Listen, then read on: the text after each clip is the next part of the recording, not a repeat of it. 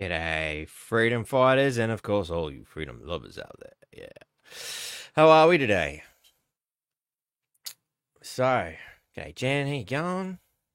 So, I know I said George was going to be here on Friday, and he didn't, unfortunately, was unable to make it, but I'm pretty confident he's going to be here this time. I just had a bit of an SMS message with him, saying that he will be there. He'll be there. He's coming. He's coming. So I'm just gonna, keep this seat warm and get everything started. I finished my submission today. I'll probably go over it a little bit more, just to be, 100% certain and I'm happy with it. Just as I was stating on Friday. Actually, what's this? Create a row. I'll do that later. So I've attempted to I think I got it going. Did it work? I've attempted to re-upload Friday's podcast to Facebook because there's something seriously wrong with it. For some reason, it is stuck in live mode, and I cannot for the life of me figure out how to turn this live mode off. It's just doing my head in.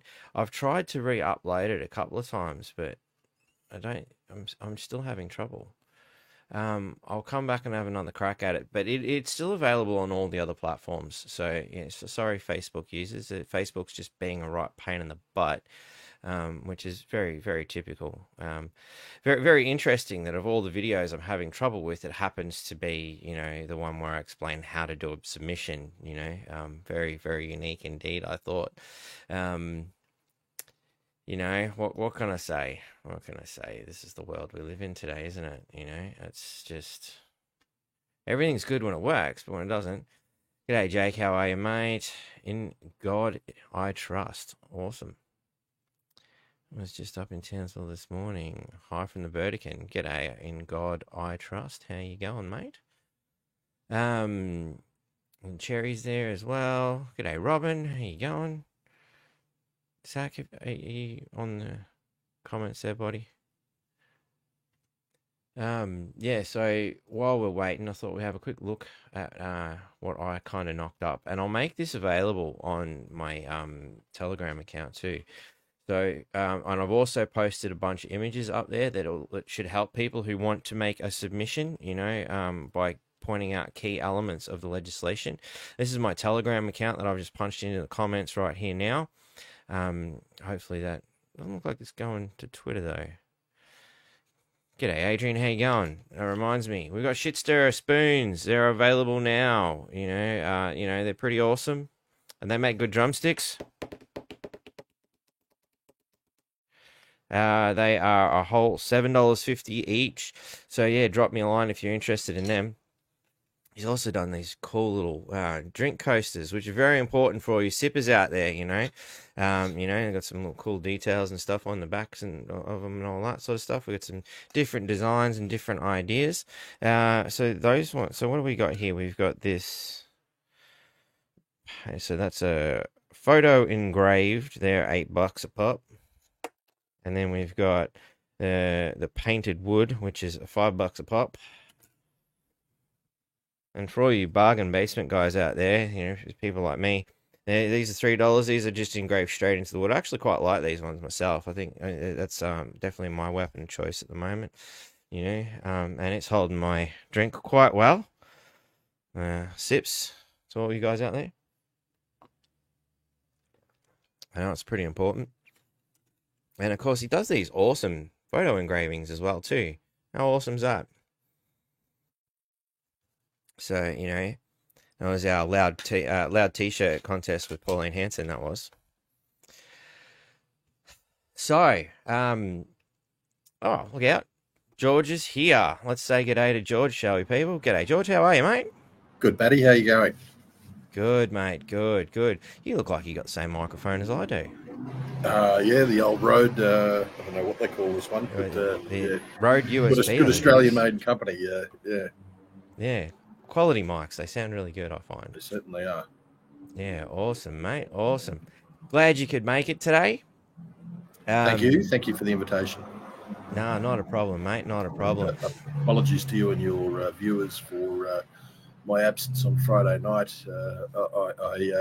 I'd love to give some elaborate excuse, but as you know, Buddy, it just come down to the fact that I was completely fatigued after travelling back to Australia from Madrid, and didn't realise how fatigued I was, mate, until I slept right through our allotted appointment time. All good, mate. I'd kind of suspected that, and that's what I'd said to the audience at the time. I'm like, I have a feeling he slept in. He's pushed himself too hard. That's all good. All good, mate. You're here now. That's the important thing. So we should probably dive a little bit into the reason for why I've requested your presence here today, being this mis- and disinformation bill, which is one hell of a nightmare, even worse than the last one. As I sift through it, I'm like, this is pretty bad. Seems so. Yep. Yeah, the inclusions that they've put in it now are bewildering almost. I mean, the one that really sticks out is the inclusion in what they call serious harms of banking. Any discussion around banking or anything that can upset the banking system. Well, think about the Royal Commission. All those people that were agitating for a Royal Commission and talking about what the banks do. Would they have been in violation of this bill if it was in at the time? Very bizarre stuff. Yeah, it's very disturbing, and especially seeing that Royal Commission definitely revealed that things were definitely not up to standard, were they? 100% that it did. In fact, I've got to say that Royal Commission probably didn't go far enough. But the serious harms, which you've got listed up there, I mean, just have a read through this, and this is the guts of it. This is what they're telling us. This is the signal of what they're telling us who they're going to come after. So if you do to the harm of the operation or integrity of an election or a referendum. So in other words, if we question now the conduct of an election campaign, we question how they might have gone about the counting process. You question anything to do with that, that can be considered serious harm to Australian democracy, apparently. Number two, well, it doesn't take Einstein or indeed Dr. Fauci to work out what that's targeting. Anyone who questions a false narrative that a certain drug is safe and effective would be pulled into line by Part B of the serious harms. Then we go on to this catch-all of minority groups, So if you're going to criticize Islam, if you're going to criticize Christianity or Buddhism for that matter, if you're going to criticize, the idea that a man can be a woman, you could come afoul of this particular section. Intentionally inflicted physical injury to an individual in Australia. I don't get why that inclusion has been put in there. That's something new. Isn't that already covered as a crime anyway, though? Exactly. It seems pointless. It is pointless, but it's put in there, I suppose, as a way to justify the bill's existence beyond this censorship, which is what parts A, B, and C certainly are. I mean, D. I mean, if you go out there and you agitate for violence against someone, you've already broken a law anyway. And the same with if you're going out agitating for damage to critical infrastructure or disruption of emergency services, so that would already be a crime.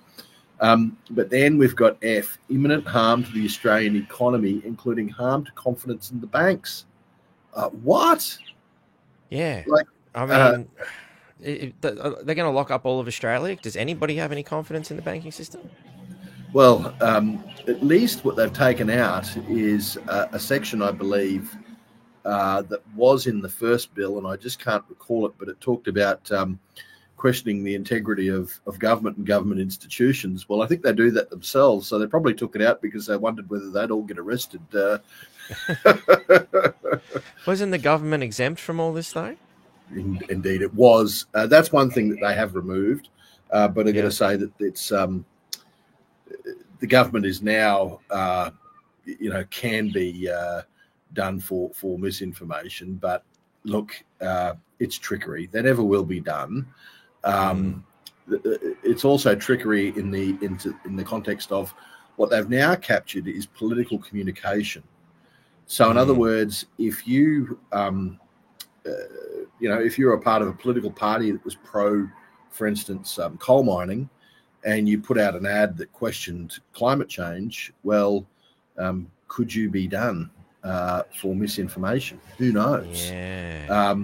Because they probably capture this. Like they've taken out the environment. That was one section that was included beforehand. Now they've got in public health. Public health was always in there. But public health now, if you go and have a look at, say, the new Australian Centre for Disease Control, they talk about public health being part of this One Health policy, which is something that comes out of the World Health Organization. And included within that is climate health, environmental health. So I think they can still capture us, the stuff they've dropped off, but it can still be captured. It's very, very dangerous. This bill has to be... I spent 11 years in the parliament. I saw some bad legislation come up when I was in opposition and when I was in government, but I've never seen anything like this. This would have to be the most harmful bill to Australian democracy because it completely undermines free speech. And if you do not have free speech in a democracy, you quite frankly, you don't have a democracy, really. You really don't. And let me cut to the heart of this. I mean, we already have really talking about the serious harms, but let me cut to the point what the government's selling this on. And they're selling it on what they've named it, combating misinformation and disinformation. So what is misinformation? So misinformation, taking it away from that sort of bureaucratic speak, is basically getting it wrong. Yeah. Disinformation is deliberately getting it wrong, telling a lie that you know to be a lie. Mm-hmm. Since when was it unlawful in public discourse to get something wrong? And I've got to tell you, since when was it lawful in public discourse to tell a lie? Because if that was the case, there'd be a lot of politicians arrested. But let's just stick to misinformation, because I think that's the main target that the government's going after, people that get it wrong and amplify, what they've got wrong online. Really, is that a problem, or can free speech solve this issue in and of itself? If you put something out there that's wrong, Batty, I might say, hey, Batty, that's wrong, and go out and put my own YouTube video up explaining to people why you got it wrong. So free speech can actually be the cure to this problem. But there is nothing unlawful about getting it wrong. Yeah. So my question is, what the hell is this really all about? And what it really is all about is control. They're not talking about people getting it wrong. They're talking about people that stray from the narrative, where they can get the fact checkers out there, or the people in the ACMA, the Australian Communications and Media Authority, to come out and issue this royal decree, this like papal decree that something is now verboten, that is false, that is now deemed misinformation or disinformation, and therefore it can't ever be said again, shared again, or appear again anywhere in an electronic form. That is what we are talking about here. Yep. I know that you probably got one thing to say, but I just want to jump in with a personal case example of this. So I work for the organisation Citizen Go. I'm the Australian director of Citizen Go. It's an outfit that's it's international, but it's also has local presence in different countries, and it dedicates itself to promoting and defending life, family, and freedom. So on the last TAC, freedom, we're pretty aggrieved at what happened with the pandemic. We're pretty aggrieved at the World Health Organization's pandemic treaty, and we're aggrieved at attempts to roll that pandemic treaty out in Australia. Now, I did my research and I found out the Australian CDC, which is still really it's in the formation stage. They actually don't know what their full powers are going to be. The government's going to give them their full powers sooner rather than later. And one of the things that they've mooted to government is, let's have the power of being what the World Health Organization calls a primary health emergency operations center, which is basically the point of call, the number one-stop shop that a nation has to enact and roll out all of the measures that are contained within the pandemic treaty. So I called it what it sounds like, a Trojan horse. A Trojan horse for the World Health Organization and the pandemic treaty. Some fact checker from the Australian Associated Press went on there, went to a bunch of academics, got their opinions, not facts, got opinions from them. Yep. Came back, wrote a story, sent it off to Meta, and next thing we'd been blackmarked on Facebook for something that I could have forensically tore apart as actually being completely and utterly truthful, but it was deemed as false. So it's happened to me. It can happen to anyone else. And, you know, it's going to happen more and more as if this law is passed. Wholeheartedly agree, man. It's some very disturbing stuff, you know, particularly when you look at hang on, I'll just do it this way. What is content as well? So it captures everything. It's all encompassing. Yeah, like this very bad. What our discussion right now would fall under the remit of this bill. So, you know, what content means, you know, whether it's in the form of text, data, form of speech, music. Well, truth, I write music, you know, other sounds. So anything that's a sound, you know, or whether in form of visual images, animated or otherwise, you know, and I've done cartoons, which we've discussed before, and whether in any other form, just in case we missed something. It's great. It's crazy. And I mean, at the same time, they then say, and this is where the bill sort of seems to argue against itself, this is what content is defined as. And then to give a sop to the lefties and the academic crowd, they remove any form of art, academia, or parody. Now, this is where it's going to come unstuck because, for instance, you do cartoons. One Nation does cartoons, which often, you know, take the mickey out of government in some form, but there's a serious message that's portrayed in that.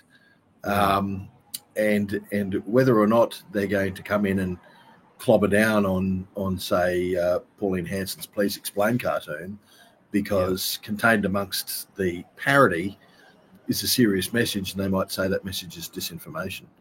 And your commenter there, Rex Kite, says this is all coming from the UN. He is spot on.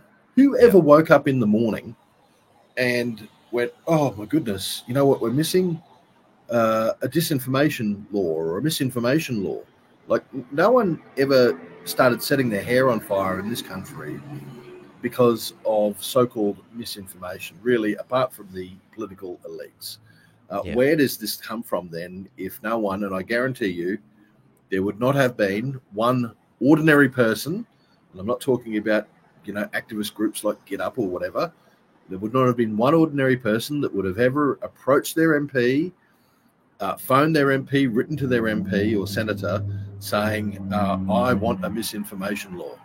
You know, so where has it come from? It's come from the United Nations. It's come from the World Economic Forum. It's come from the World Health Organization. You have a look in this pact for the future that the UN has just sort of declared that they're going to have, and it's contained in that, how we battle misinformation and so-called hate crimes. The World Health Organization talked about a pandemic of misinformation that they wanted to tackle through the pandemic treaty. It's one of the measures in that. And the World Economic Forum has been talking about this for years. So it is a globalist venture. Australia is one of the, not the, but one of the first cabs off the rank. And look, others have said to me, what is happening here?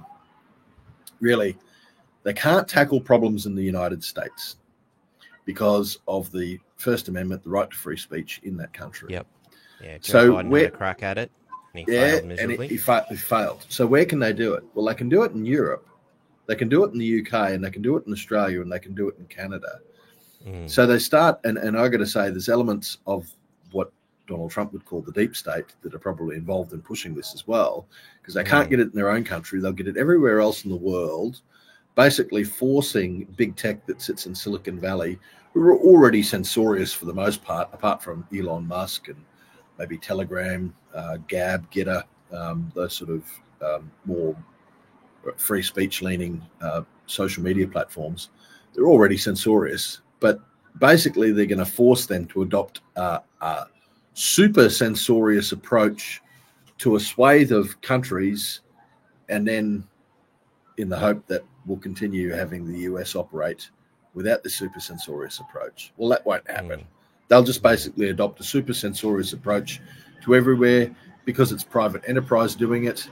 It won't be in breach of the US Constitution, and therefore they've got what they want. What they've got is basically control over the narrative, because there are going to be not many platforms that escape the reach of these sort of laws, and they will just have to crush our content. They'll have to crush our content, or they'll face fines in the millions. And there's a number of hopes here, and I want to get to that, but you might want to keep talking about the problem before we talk about solutions, Batty. Wow. Yeah, it's probably not a bad idea to sort of dive in a little bit deeper, particularly seeing as I am trying to encourage people to write submissions which close on Monday, so it is of urgency. And all these slides I'm bringing up are available on my Telegram account for anybody who wants to just, dive straight into the bits that are important, because I can't remember how many pages there is in this document. There's quite a few, but, people have already sort of started to sift through and do the hard yards for us. So, it's anything to sort of help people along, meaning of digital communications platforms. We know that. Yeah, this is where it talks about it. It could. Well, the thing is here, everyone's talking about a social media platform. And they're going to say it's not just a social media platform. Have a look at this. Yeah. A content aggregation service. So if it's a news aggregator, they could get into trouble. It could be Google itself, internet search engine. So they've got to take down now websites that aren't that don't pass the government's truth test, the Ministry of Truth test, and it could be podcast providers. Email. I'm just checking now. I'm pretty sure that it would be interesting to see what they mean by connective media service, or what the minister might determine, because emails could also be covered under this, I think. So if you've got an email newsletter or an email that you send out to a lot of people, and your service provider might have to sift through your email to check what you're sending to people. I don't know, but that's certainly what the Act allows. So that's under Section 7, which I can bring up here. It'll no doubt be a catch-all, just saying the minister can basically pass a regulation or designate something which is dangerous in and of itself. I mean, giving one person the power to suddenly, censor things like this is crazy. Exactly. So for the purpose of this schedule, digital communication platform provider is a person who provides a digital communications platform. So that's anything. That's pretty much anything. Could be email. That's right. Does it go on to anything on the next section there, Batty, if you just scroll down? Past there. So it goes on to, for the purpose of this schedule, a person does not provide a digital communications platform merely because the person supplies an internet carriage service that enables content to be delivered. So Telstra and Optus are free. Yeah, doesn't cover ISPs. Yep. So for the purpose of this schedule, a person does not provide a digital communication platform merely because the person provides a billing service or a fee collection service, which is, which is again. So the government is being, the distributor of NBN would be clause 2, and 3 would be Telstra, and all the rest who administer the bills for that purpose there, I would assume. Yeah. So it could pick up, so how I would read that, and you'd probably need a lawyer to sift through it, but it probably wouldn't pick up a private email service, but it probably would pick up a service like if you had a newsletter through MailChimp or something like that. I think MailChimp would certainly be in the firing line here as a digital communications provider. So very, very dangerous. Very, very dangerous bill. Yeah. And as we've seen, down the bottom of this bill, there's a whole bunch of amendments to other bills. And I noticed the Labor government loves making their amendment bills. So how easy was it be for them to just amend this particular line out and all of a sudden it is your internet carriage service, SMS and MMS Well, later down the track.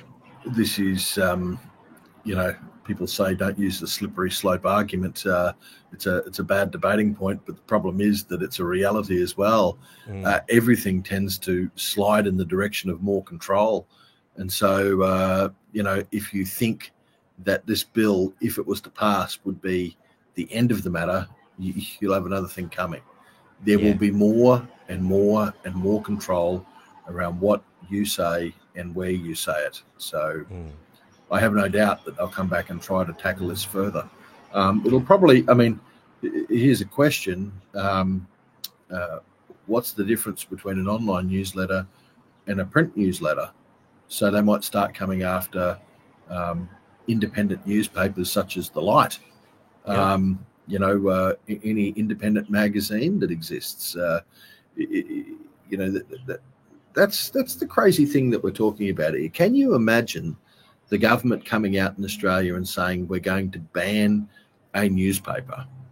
And why we're going to ban that newspaper, or we're going to ban them from saying certain things in the newspaper, and why we're going to do that is because it doesn't have some sort of complaints process or code of conduct. I mean, essentially, that's what they're saying they're going to do online. So this is crazy stuff. Yeah. And in my submission, I liken this to what the Nazis did, themselves, which was fundamentally that. I mean, there was no digital communications at the time, so it was the newspapers that they took control of, and various other forms like that. You spoke out against Hitler or anything like that, you were in a lot of trouble, And again, I'll put this in my Telegram thing, and I'm going to make this submission later today as well once I go through it a little bit more myself. But, I went straight to the Holocaust Encyclopedia. How did the Nazis use censorship? By closing down or taking over anti-Nazi newspapers. By controlling what news appeared in newspapers, on the radio and newsreels, which is fundamentally, most people are going to digital formats these days. The internet is the big source. So they're effectively doing that by targeting the internet. But as you say, once people stop using the internet and then we're going to newspapers and we revert to an old system, this will be the next step, I imagine. Yep, that's for sure. The one of your commenters there talked about Menzies and banning opposition political parties, and indeed, actually, this is interesting part of our history, and it goes to something that I want to touch on. So Menzies tried to ban the Communist Party of Australia. He did that through a referendum, and the reason he did it through a referendum is I think that they either had already been knocked back by the High Court, or there was pretty much the view that they would be knocked back by the High Court if they tried to ban a political party. And in later times, the High Court has actually found that there's something called the implied constitutional right to political communication. They always said that there was a right that people had to express themselves democratically for the good functioning of our system of government. But later in the 90s, I think it was, that the High Court actually ruled that this was something that was embedded or implied within our Constitution. So it became a stronger protection. It's not, sadly, it's not an unfettered right to say whatever you want to say. There are some type terms, type criteria around this implied right that every citizen of Australia has. And those type terms actually go to what I said before. It's got to be about what we say being for the functioning of democracy and good government. So the question here is, does this bill infringe upon that implied constitutional right? And I think the answer is, without a doubt, yes. If you, particularly when you're talking about banning stuff around how elections are being held, or you're banning talk around the economy, and then you have to look to say, well, sometimes the courts allow laws because they say, well, is there another public good we're weighing it up against? And then they also look at something they call proportionality. Now, I'm not a lawyer, but proportionality basically means is the remedy that you're applying to the problem really, is it like using a sledgehammer to kill a cockroach, or could you have done something like spray it? And here's the thing, in democracy, in a free speech democracy, if you're saying something that's wrong, I can spray that cockroach with my speech. I can just say, you're wrong, buddy, and here is why you're wrong, and tell people the reasons. It doesn't need the sledgehammer, and this bill is the sledgehammer. So I think there is a very good case, if they pass this bill, for it to be challenged in the High Court. And I've got to say that there's already been discussions in Citizen Go about that, if it does come to that. So it's not the end of the world just yet. There might be another recourse should it come through. But I had something that's just flooded out of my mind then, based on what you were saying. I just totally lost it. Talking about the implied right to political communication. I've gone blank. That's okay. You'll go blank all the time under this bill. So, that's it. They're just going to shut everything you want to say down, and I mean, we already see what's happening in England as a result. People are already being arrested in England for their social media posts. That's obviously where they really want to go. And that's what I wanted to say, again. So, bringing in the economy and all that, making sure you can't talk about that, that just seems like a wonderful way to cover up the horrible mess that our economy is in at the moment. Well, we won't fix it. We'll just stop people pointing out what a bad job we're doing. Yeah, exactly. This is true. If you want to talk about runaway inflation, the fact that we are probably headed sooner or later for a depression and also a crash in the housing market, and warning people about this and telling them that they should take their own measures to actually mitigate the hit could be seen as misinformation and disinformation. And I can't think of any other circumstance that it would how can free speech harm an economy? How can free speech actually harm anything, to be quite blunt with you? I mean, calling for violence against a person or calling for some terrorist action, of course, that can trigger violence, and we outlaw that anyway. But how can simple discussion actually harm an economy, harm an election, harm democracy, harm the environment, or harm public health, or harm anything for that matter? It doesn't. But obviously the government is pushing the narrative that it does. So I know that a lot of people have been asking about how to do submissions to this. So let's probably talk about that. There is you can go directly to the Senate committee. So let's back it up a bit. The bill has been. So I think you still got your petition is open. That's one good thing. So I know Correct. I've signed it. And a link for that is in the description of this too. And if you can't get it because you're on Twitter or something, just shoot me an email and I'm happy to send a link to you, or just go to the Citizens Go website. You should be able to find it. Update that one for a second, and I think we're now up to almost 19,000 by the last check. So I might just see cool. what we're give it what we're up to now. It's probably is holding it in memory from earlier. Certainly taking. 17. No, it's saying 17. Okay, it might be almost 18 that I was thinking of, but it's easy. Savefreespeech.com.au takes you to that page. So just savefreespeech.com.au. Yeah. But this is just a very simple way. You just click a button and you've put in your submission, basically. And there's some people that have said, look, we've this some of these form petitions, sometimes they don't register them all as submissions, but we're going to make sure, because Citizen Go is going to do an overarching submission, and we're going to include this within it, including all the names that go along with it. So we'll make sure that gets on the desk of this Senate inquiry. Just to back it up a bit, Matty, what they've done here is this bill was mooted, I think, in June, July last year. There was a whole heap of uproar about it at the time. It didn't enter the Parliament at that stage. They just put it out for public consultation. They got absolutely smashed with people complaining about the bill and the effects the bill would have. So they said they're going to take it back to the drawing board. It disappeared from view probably from about the end of August, start of September, something like that. And we thought it had just completely vanished. And then a year and a bit later, suddenly at about 9:30 at night, last Wednesday, I think it was a couple of Wednesdays ago now, not last Wednesday, a couple of Wednesdays ago now, they announced that the bill was coming back.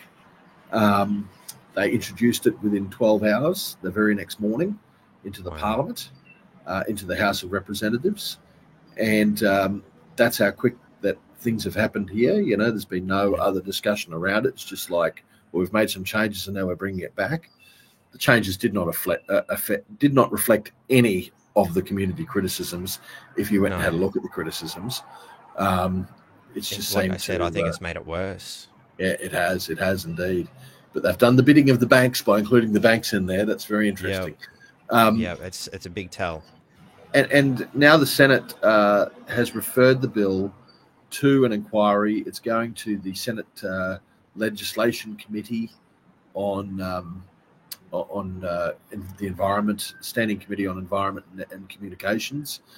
So the D-Day for submissions is the 30th of September. That's Monday.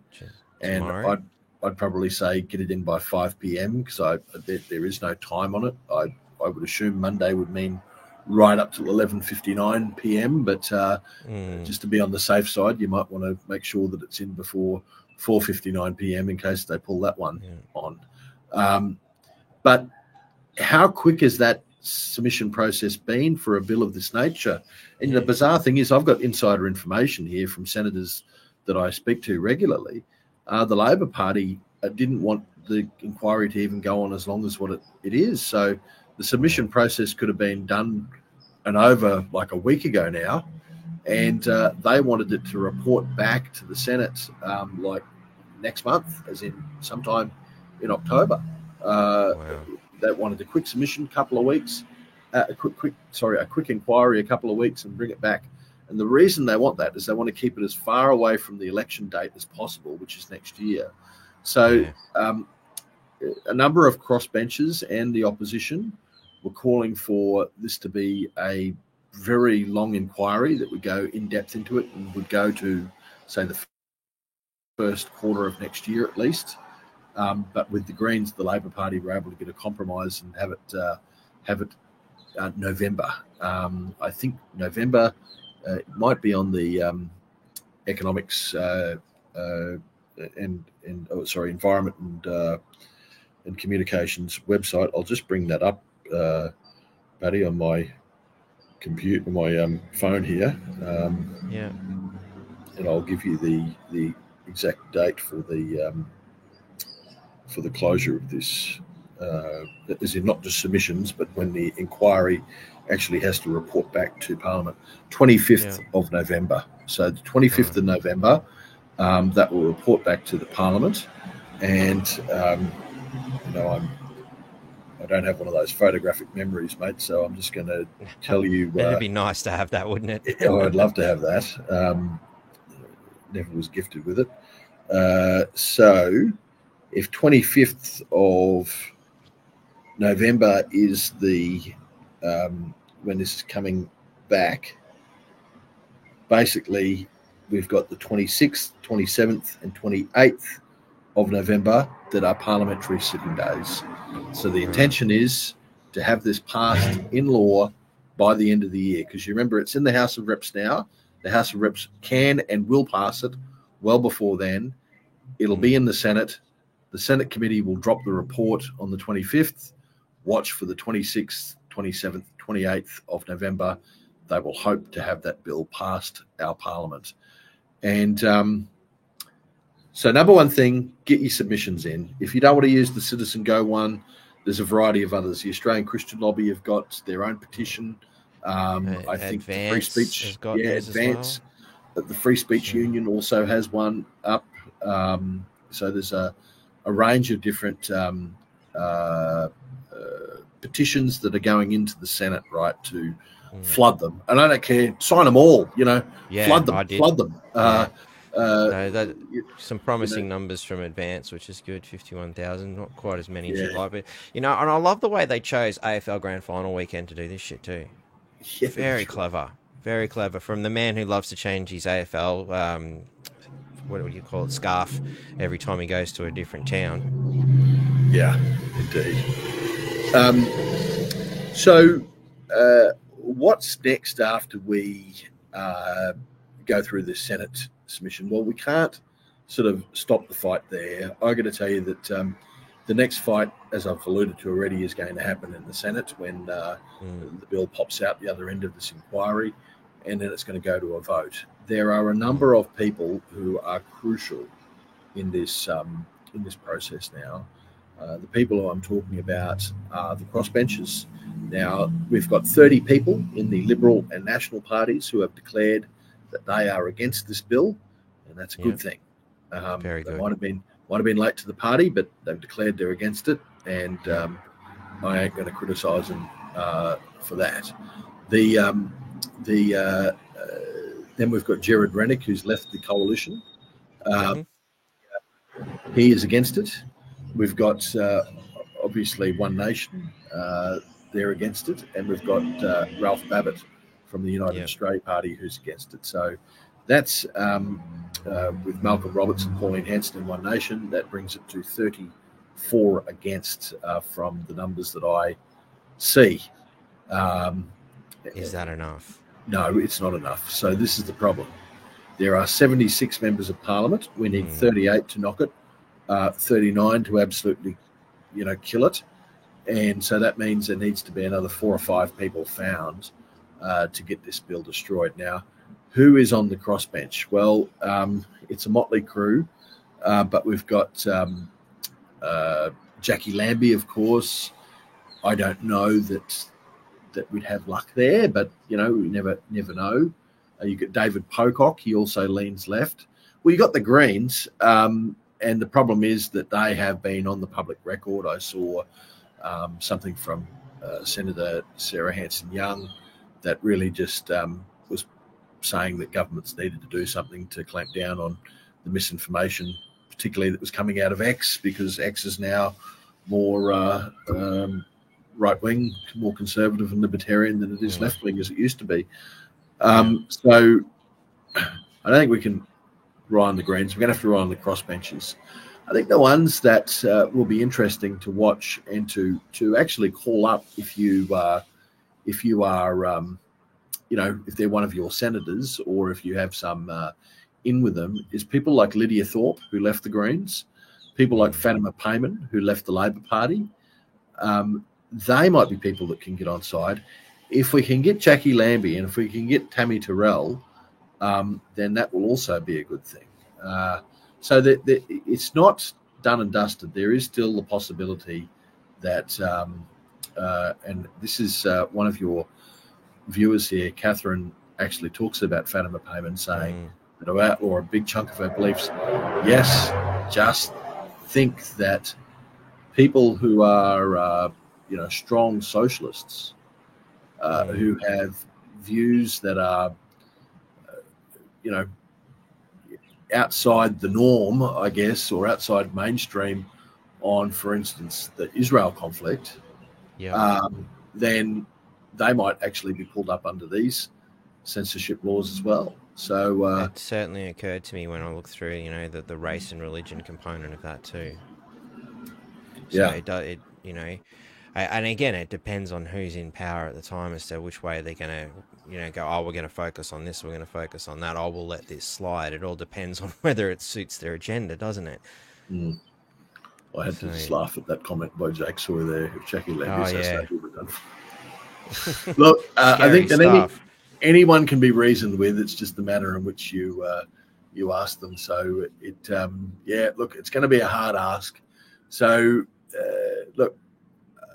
let's just play the pessimist for a second.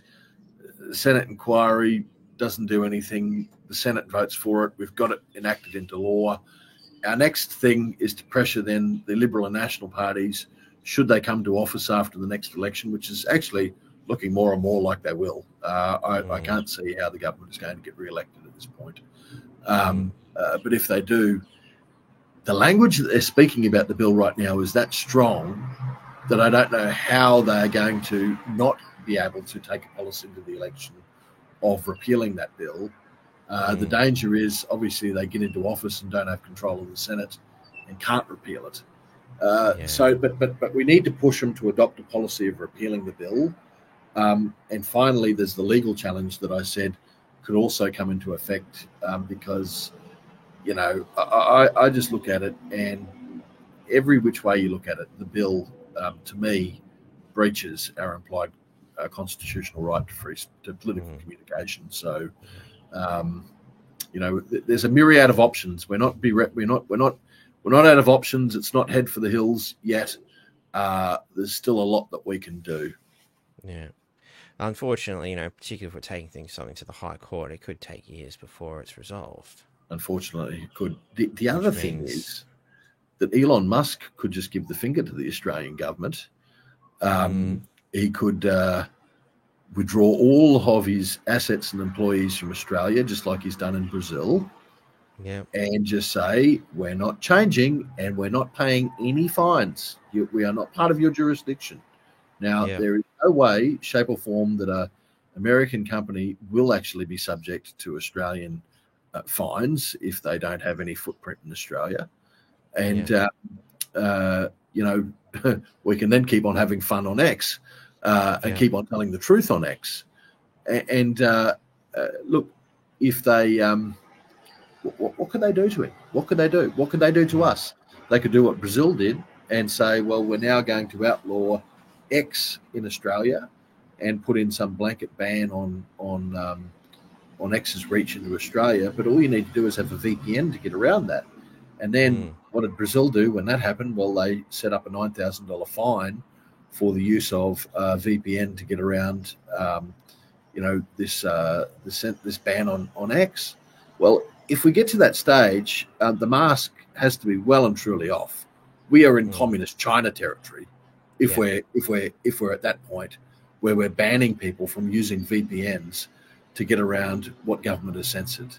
We are well and truly in red China territory. Definitely. No doubt about it, mate. No doubt about it. It's Well, let's hope straight. What do you think the chances of these submissions actually having an effect are? I mean, mate, pissing in the wind, are we? No, we're not. We're not pissing in the wind. I think that it could do something for these crossbenchers, and it could also do something for the Greens. Of course, it's not going to change the government's view. Apart from, it won't change the government's view, but a couple of people could start getting nervous within the government, more than a couple of people.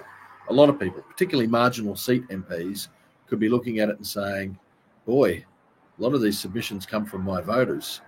And quite frankly, there's people on both the left and the right and people in mainstream Australia that don't want to see this. So they could know there could potentially be people who voted for them last time who will not vote for them again. So that's why flooding this committee with these submissions is important, because it will be known about, people will see it, people will hear about it, and it's got to start making some people nervous if there's a huge number. I heard, and I hope I'm right, I heard from someone in another group that is pushing petitions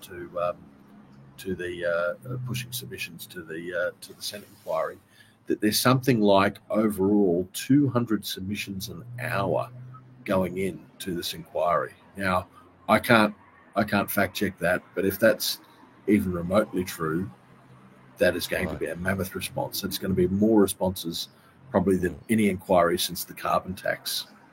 Wow, awesome. And I know a few people have asked me to go through again how to make a submission, so I will do that towards the end as well for people. I'll show you how to do it again. And of course, my submission will be available on Twitter if people want to, or not Twitter, sorry, on Telegram. If people want to grab some content from there to use for their own purposes, that's more than happy to share it. So yeah, we'll definitely make as many people to get onto that as possible. I think is definitely what we can do for now, and the rest of it's hope for the best, I guess.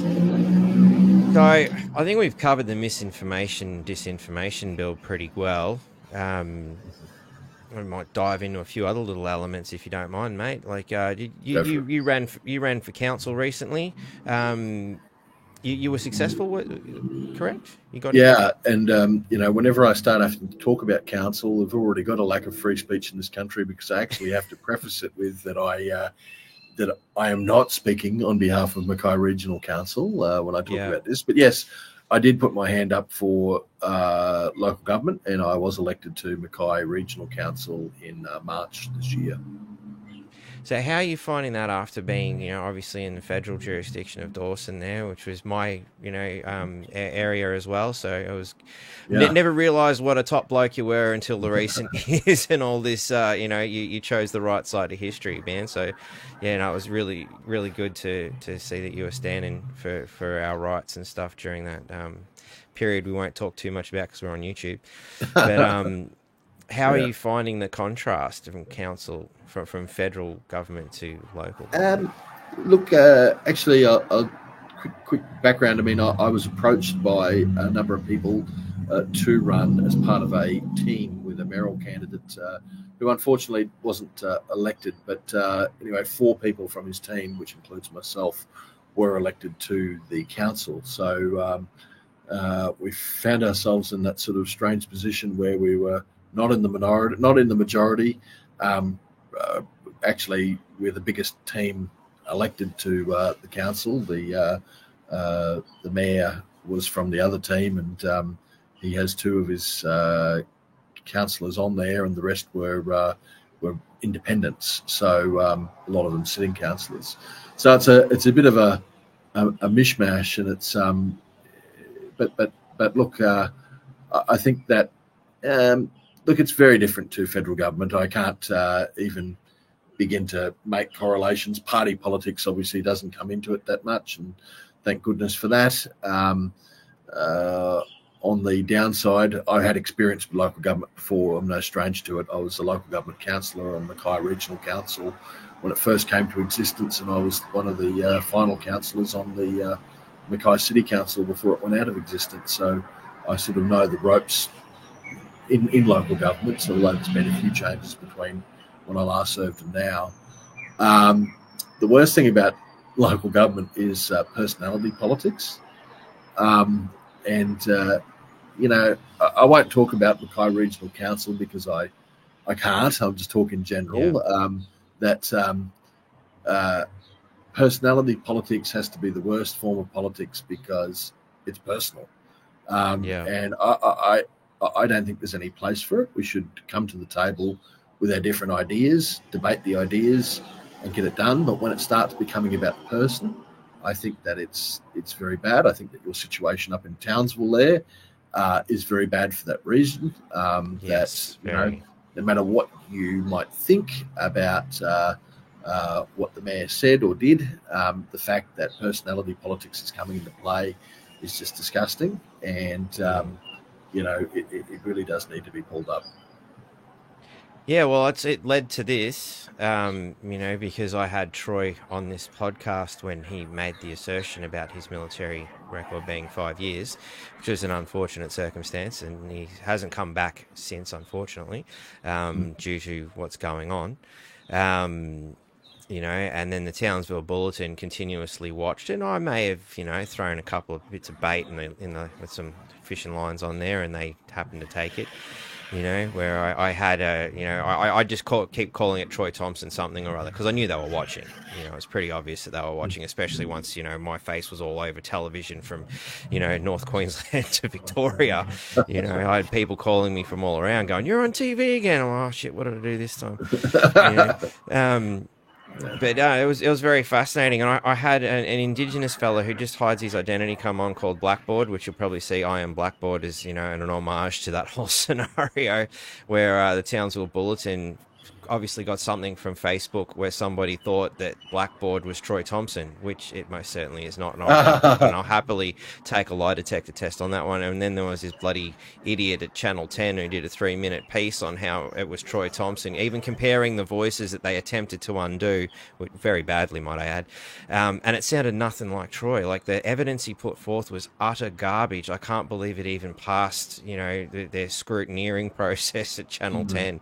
Like, they were just that out to make a go of him, that they'd take anything, and they made a complete fool of themselves. My views went up. People were stopping me in the street to say, well done. I believe their attack on me was an attempt to try and have the opposite effect, but no, it was actually really good for me. And again, in this, where free speech, go ahead. I want them to continue to make stupid mistakes like that. It's been really good for me. It's been very good for the channel, and it was a wonderful expose on how stupid they are at their jobs. Yeah, well, nothing surprises me when it comes to the mainstream media these days, mate. Oh, yeah, they're bad. As you know, I've worked for them, and I've seen the inside of their bias and how much they purposely target specific people because they themselves don't like them. That's their own personality coming through in the scenario, which is really bad. And look, I'm not a Townsvillian, but I know that probably a few of your viewers might be, but this is not up to the media. This is not up to the state government. I mean, if people think that Troy told a porky deliberately, or whether it was because of his, his condition that he has, and he just, forgot or got it mixed up. I mean, we all forget and get things mixed up from time to time. Who knows? But you know what? Whether Troy, that actually, to me, doesn't matter. It's what he's going to do now in council that matters. Yeah. And if he does a crap job, or if he does a mediocre job, or even an okay job, and the fact is people go, well, you know what, I still remember that he lied, so I'm going to vote him out next time. That's the decision for the Townsville public to make, not for the media and not for the state government to make. But I fear that you're going to have the state government come in and usurp local government right now. And actually, I saw something in the press just a couple of days ago, as you would have, Batty, saying that there are rumours that the Premier is going to come out and dismiss him, and that'll probably be done before they go into caretaker mode. So I don't doubt that there's going to be something that happens because it's obviously politically popular. But I got to tell you, it's just wrong. It's just wrong. Someone's elected, you let them serve out their time unless they do something illegal.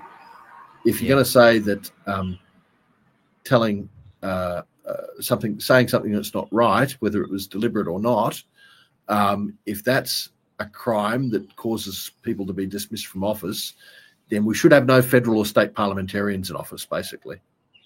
Well, Stephen Miles himself was caught lying his first day in Parliament, and he wants to sit in that glass house throwing stones now. He can lead by example and resign himself. Dangerous stuff. Yeah, very. It's bad. I'm a bit disappointed. I was hoping to see what Troy could do, but when you got 10 councillors working against him, and I was a bit disappointed to see all 10 of them, gang up so quickly. It didn't take, And so the question long for us to turn to chaos. Put this question: do we really think that the attacks on Troy Thompson are about the fact that he got things wrong when he was selling himself to the public? Or is it something else? Oh, it's clearly something else. If he wasn't a populist, which he is, would we have the attacks on him that we see on him? I don't think so. I don't think there would be this free for all if Jenny Hill had been found out to have told a few lies. Definitely not. It wouldn't have occurred. So that's what annoys me about this. That and I know, and everyone else that knows about politics knows this is not about Troy Thompson saying things that weren't correct. This is about something deeper. anyone that goes against the narrative is just going to get cut down, and the machine just comes into play, whether it's local politics, state politics, or federal politics.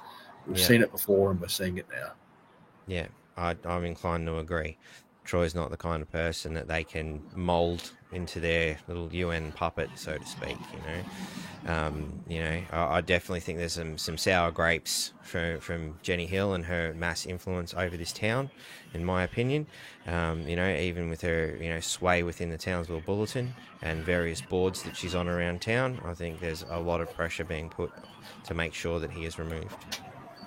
They don't want him there because he'll do the right thing. And, it's my opinion. I reckon he'll do the right thing given the chance. Again, this whole parking meter fiasco, we can see that came down from, the Team Jenny Hill mob. And all we need now is just one of the 6 councillors who voted for it to change their mind, to remove these parking meters that nobody wants.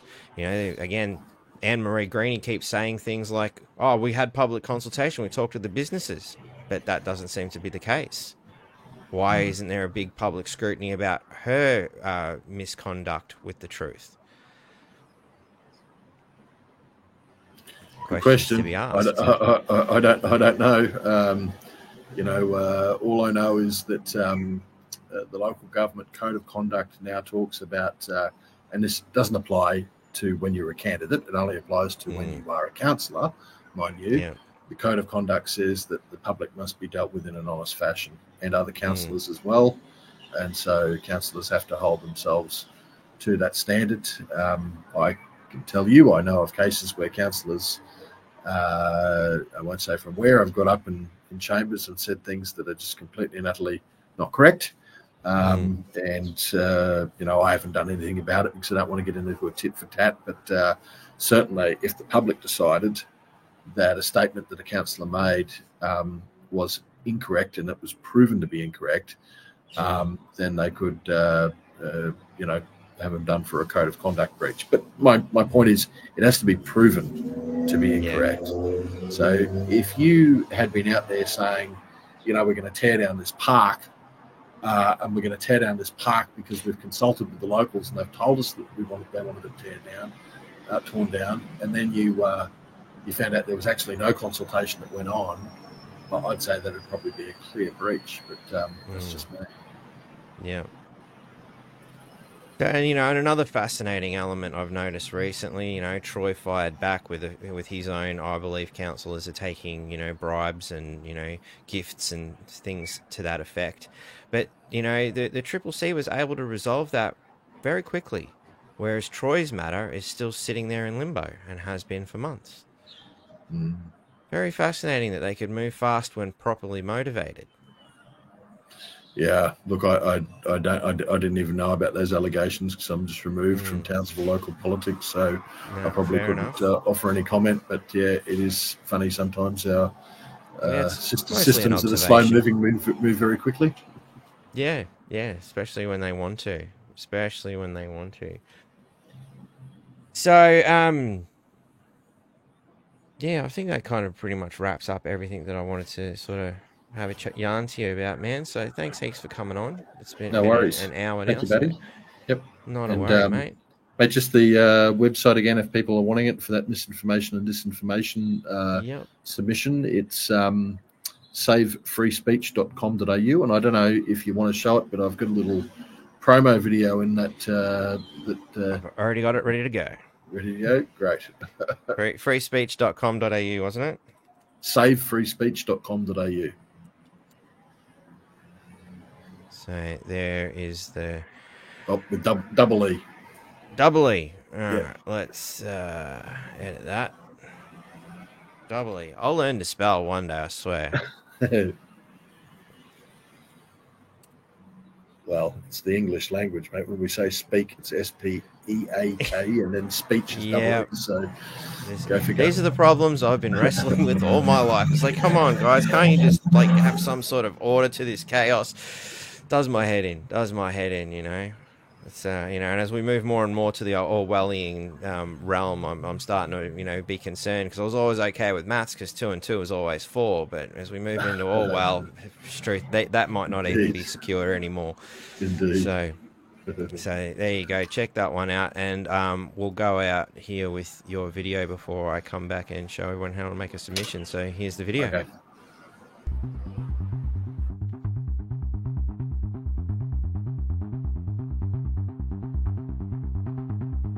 Online free speech could soon become a thing of the past if the Albanese Labor government's Combating Misinformation and Disinformation Bill becomes law. Under this draft law, the government seeks the power to decide what is and what isn't the truth, and the ability to censor online commentary that they claim is harmful to society, to health, to the environment, to the economy, or to special minority groups. But how do they decide what's harmful and what's not? How can tweets or posts actually be harmful to society, health, the environment, the economy, or anyone for that matter?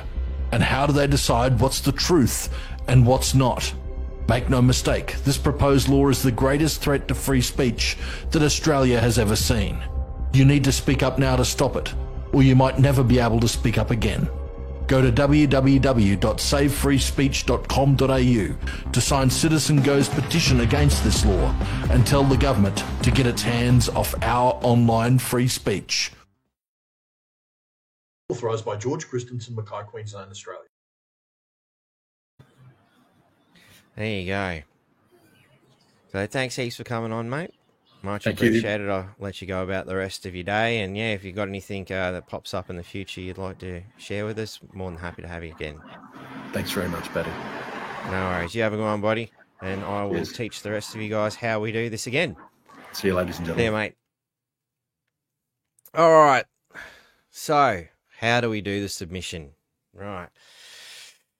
So, first things first, we can go to my Telegram account, and you should be able to find the link there. Let's make sure I've got it there. Yep. So you'll find, you got to scroll up a little bit. I think I posted it earlier, but I will post it again. So the link to my Telegram. So if you've got Telegram, I think Telegram is a good way to do this. I think it's a very easy way for me to share, files and things with you guys. It's a much quicker way than, doing, I mean, obviously you can do it on Facebook and things like that, but this is just quick and easy. I put it up and you guys just go and have a look and you can find it. You should be able to just search North Queensland Freedom Network and find me. So anyway, so if you go there and you click on the link, it will open up the page, which I'm going to bring up over here. Paste and go. Let's come back to this one and add to the stage. So when you click the link, it will open up this page. If you're interested in having a look at the bill, it is available here. You click on it and voila, here is the bill, and this is what George and I were just using previously, and where I've taken screenshots from. But have your links anyway. Awesome, cool. Thanks, Adrian. And of course, if you don't have Telegram or don't want it, honestly, I quite like Telegram. It's very handy. It's even good for doing video chats with friends and relos and whatnot too. It's a pretty handy little app. I'm not going to go and say it's a safe platform because we don't know. And oh yeah, by the way, I forgot this, we've got these little pen things as well. I've got my little digital pen in mine. What are if anyone's interested? A leather pen case is a $10. So some more amazing work from Adrian there. I meant to mention that before, but it just kind of lost from the field of view. So yeah, if you're interested in those, I think I'd be more inclined to take my digital pen with me now, which is for my tablet, because I'm less likely to lose it with that, I think. So anyway, you can just click on that and it'll bring up the bill. So that's one way. There is, explanatory memorandums and all this other stuff. I don't really see much point to it. Just get straight to the text of the bill. That's what you want to sort of decipher. So from there, you go to upload submission, this nice big button on the side here. As soon as you open it, it's right there. You upload your submission. So write it out in Word or some other text program of your preference. You will have to create your My Parliament login details, or just straight up log in. I believe I'm not logged in. So just forgive me while I bring that down because, like a little bit of privacy on this one. It's funny enough. So I wasn't prepared to do this, so I have to quickly just find where I put those details. Sorry, this will only be a moment. Oh, come on, wake up, hard drive.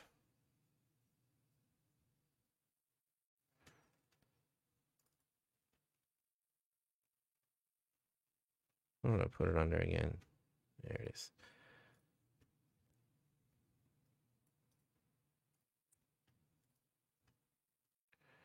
So,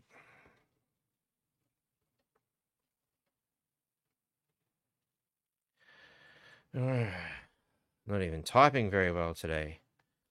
All right. So we click the login button once you've made your thing, and here's make your submission. Now you'll find that because you've gone through the page, it should automatically select this one here, Communications Legislations Amendment Combating Misinformation and Disinformation Bill 2025 is selected. If not, it's only a few down. You will see it's right there. Make sure you've selected that one. Once you're through that, you click next. If you you know, you can do it as a person, you know, punch in all your details and all that, you know, like as I joked on Friday, you can type in your title as God. You can type in your title as man or woman, you know, be creative. Why not? You know, or you could just go, well, I don't want to fuck with this. Let's be you know, a normal good little slave and write in Mr. or Mrs. or Mrs. or don't ask me. I've never been able to understand the Mrs. thing. I can't wrap my head around it. You know, punch in details and all that stuff. I might just drop that down for a second there.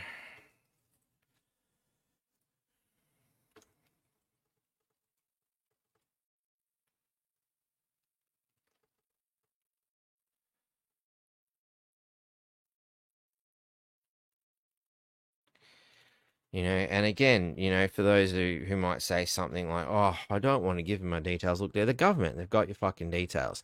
And the important thing about punching in your address and your postcode and things like that, as George was saying, that's when, you know, the other politicians are going to go, holy shit, look how many people were in my electorate that just said, fuck this shit. We can't support this. You know, it could mean me not getting voted again. So I think it's pretty important that, put that ego aside for a moment and just punch the details in, guys. Seriously, like I said, the government have already got it anyway. It makes no difference. And you know, if you're gonna be a freedom fighter, if you're a freedom lover, even, you know, you've got to be prepared to make a few little sacrifices here and there. We're going to battle, you know.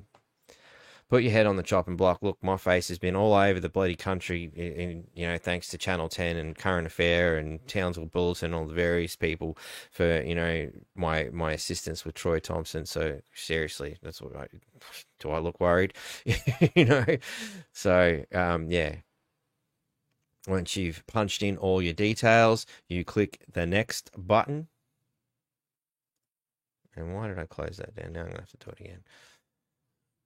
Yeah, once you've clicked the next button, it will take you to this make a submission. You know, first one, it's just confirming that you have selected the correct bill that you are after. You know, 2, your submission details are done. 3, privacy, you know, and it tells you apparently we're all privacy, you know, your contacts will not be published, you know, so don't worry about punching in your details. Like, they should be protecting them as much as the government can protect anything, and will be removed by the secretary or whatever. If you are submitting your document on behalf of an organization, only the organization name will be published. So by all means, you know, you could probably submit the same thing as yourself as an organization or both.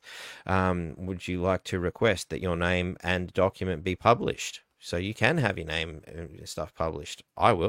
I'll be clicking that because I don't give a shit, you know. Your name be kept private, but your document published, you know, or your name and document or part of your document be accepted on a confidential basis and not published on the inquiry page. Personally, like I've said a few times, we are the light fighters. We exist in the light, you know, and I can attest that because I've got this bright one shining right in my face right now, so you can see me. We're in the light. I'm in the limelight, perhaps. But I honestly think it's the only way we're going to conduct ourselves. We can't be hiding around in the shadows, lurking around like the enemy are. Like the bad guys are the ones in the dark. They're the ones hiding in the shadows. We're the ones running around with a torch trying to shine lights on this shit. So, that's the way I look at it. You can tell me I'm a dickhead if you like. Go for your life. We wouldn't be the first. You probably won't be the last. Sips.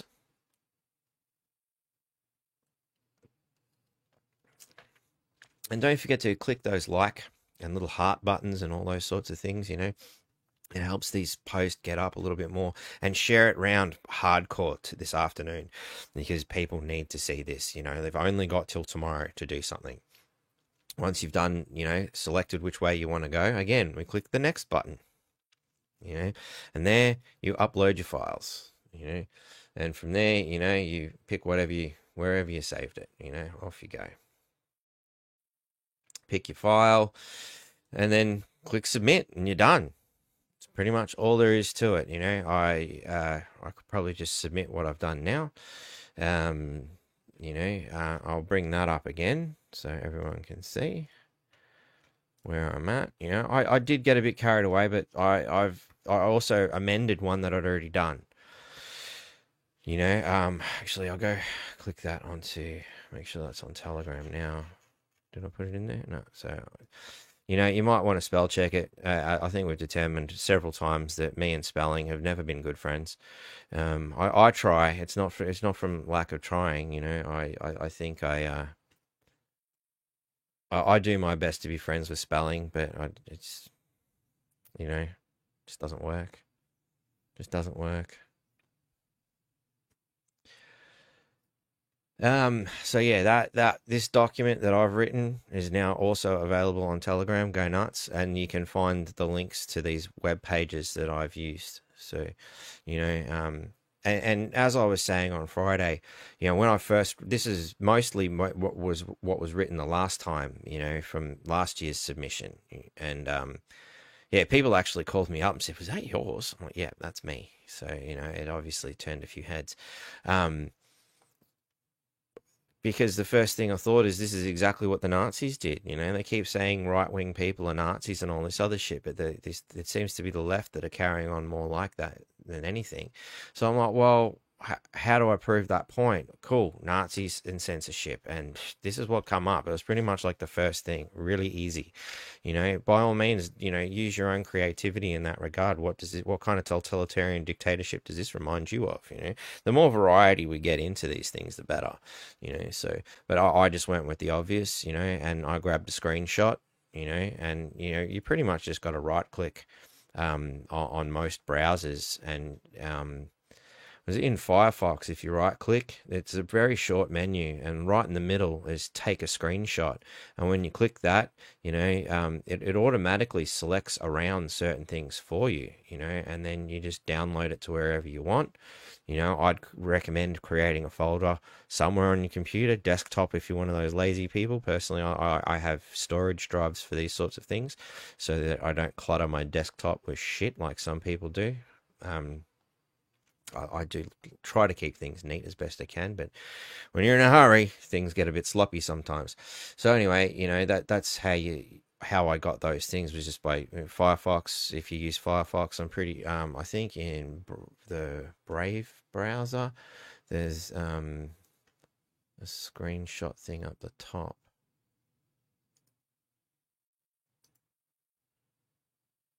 I don't know, find it again. It usually comes up there. Oh, it's got to be on the right page. No? There's a screenshot button there, I'm sure of it. Well, you should be able to find it. And if you're not sure, again, do a search on it. Whatever your browser is that you're using, type in the browser, how do I do a screenshot? Somebody will explain it to you. Firefox is a relatively easy one to use. I find it's, pretty well built page. It's a shame it's not as freedom oriented as it used to be. Sorry, what do you write, Batty? Watch what I linked in CLO comment. It resonate with you. You're a good person. We all are. We just miss it. I'm not sorry. What's that? As in, so on the Cafe Locked Out page, is that what you're saying? Sorry, I'm not sure. You can always email me this stuff, man. Like, that's probably the quickest way. Like, I know a lot of people are like sending me stuff from Facebook and various social medias. It's a lot easier if everybody just emails me stuff. I've told you see how many people are watching you in different channels. Well, yeah, I can. So fundamentally, there's 263 right now. Majority are on X's Cafe Locked Out by the look of it. There's only a few on Facebook, which is strange. I would have thought Facebook gets quite a lot of views, but it's only 13 there at the moment. It's mostly Cafe Locked Out X is where most of our views are coming from.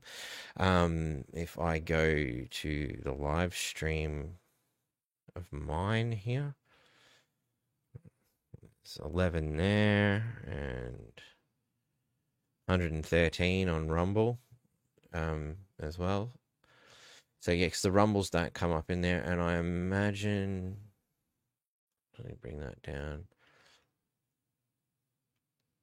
There's the BitChute one. I'm not even sure if, can I see that? BitChute's changed everything all around. It's a bit hard to, if I go there.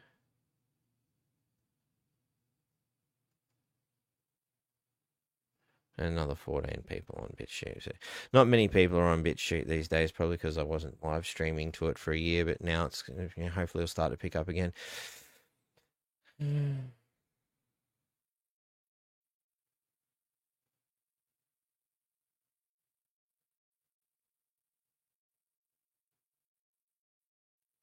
Yeah, they love to, make an example of people, and they do that. And, funny enough, if you go back to one of my previous stories, I did one with a fella by the name of Earl. He's an Indigenous elder, and he was removed from his property, and they used native title to remove an Indigenous elder from his property for not paying rates. So, there's a lovely little fact about them too. So, is there any other questions that people have on how to make a submission? I'll bring up my submission again. Sorry. So, I made references obviously to, what happened during the Nazi occupation, closing down Nazi newspapers and all that, and how similar these things can easily be used. How editors were especially obligated to keep out of the newsroom anything which was misleading to the public by mixing selfish interests with community interests, which is again a very socialist construct. You should care more about the community than your own selfish desire for truth, for example. There we go, another spelling mistake. I referenced the parts of the document that I was using. So again, you'll find those shots in Telegram, and I make reference to certain parts, and in there obviously there's a few pages, mostly because of all the screenshots I've taken, using certain things, from different places. I grabbed that from Senator Rennick, this one. It's the same as some of the other things I've brought up, but I thought it was good that it highlighted certain elements, just makes it quicker and easier. There are a few other people out there at the moment that are already sort of putting these things together. So, X is a great place to go and have a sift through and have a look at other people that are sort of pointing out what's happening. You can just search mis and disinformation bill articles and see what other people are writing, and grab stuff from articles as well if you're feeling inspired in that manner. Obviously, I've got 8 pages here in my submission. And I even come in to bring in how it stifled art in communist Russia. Artists just refuse to write, or draw, paint, music, whatever, because how can you when you're not allowed to be creative? Stalin here, there were three main reasons why Stalin used censorship: to control what people knew, to stop any criticism of him or his government, to stop any opposition developing or having the ability to undermine the government. And again, that would be a lot of what's happening based on what's going on here. So I hope that's helpful. All your bits and pieces are available there in Telegram. And it's also not bad for, people who may not be getting notifications from your various social medias that this stuff is happening. So, I always post a link to the podcasts for Rumble and BitChute. And I mean, if everybody wants, more from everywhere, I can do that too. But at least it lets you know that it's happening and what's coming up. I know there are a few people who have requested that I do that because they have trouble figuring out how to find things, and it's just easier for them to click the link and find the show that way. So it's always available there on Telegram. I'll always punch a link, just as I did today. Punch BitChute and Rumble in because I find those two are the best. I think they're the most free. Yeah, I think that kind of concludes everything. There were other things I wanted to address, but I just haven't got a lot of time. But one that kept popping up, a few emails and a couple of people even text me about this is I'm not going to show it to you. I'm going to change that screen. Sorry, is the two moons, and I'm like, righto, because straight away I think the term is a little bit deceiving.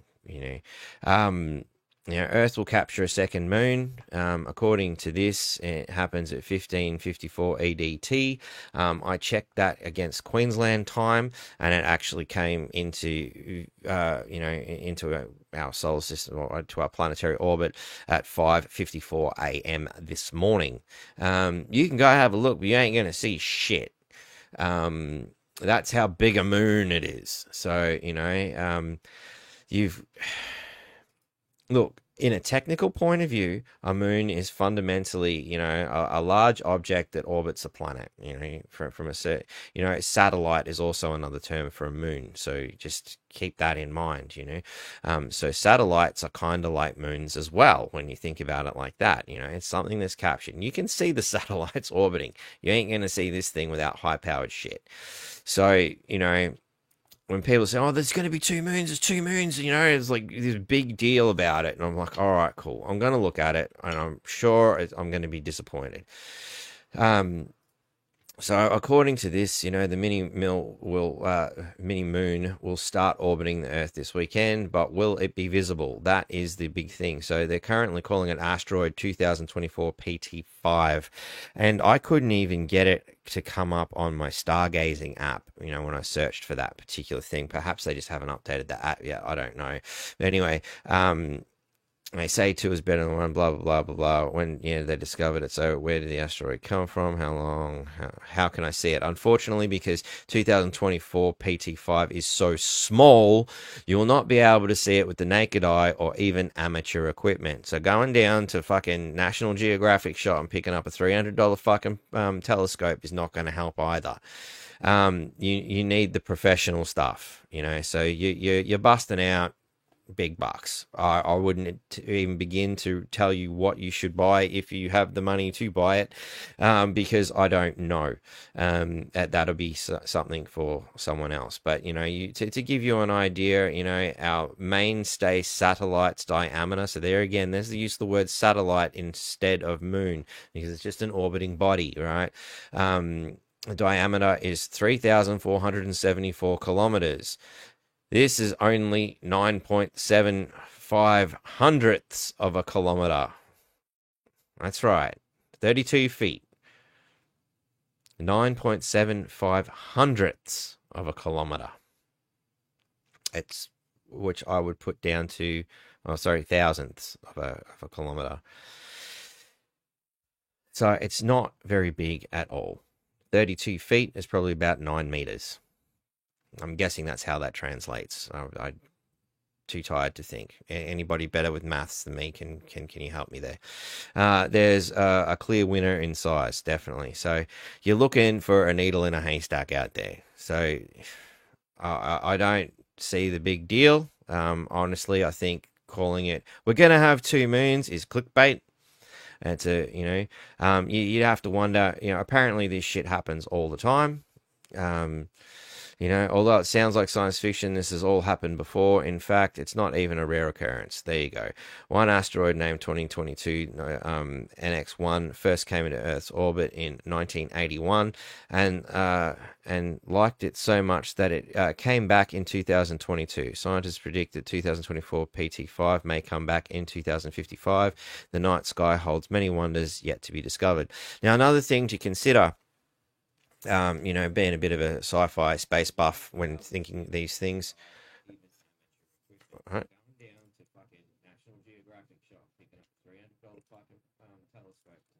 Where is that coming from? For some reason, I'm starting to hear myself again.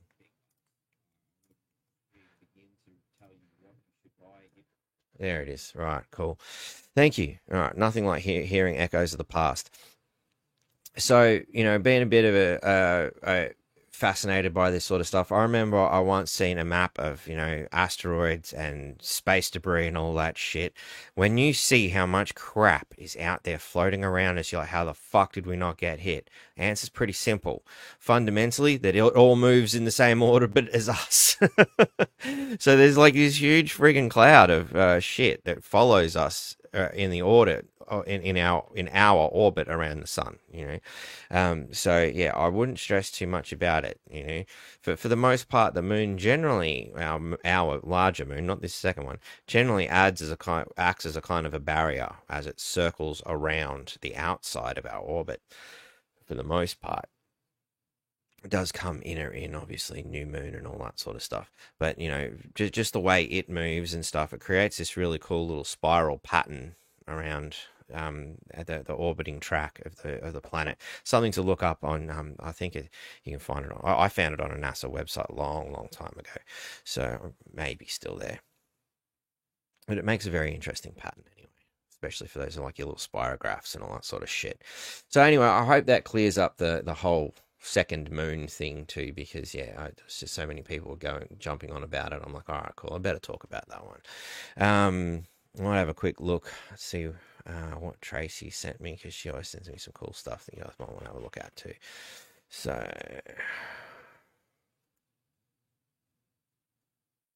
wow, I think we better do that one.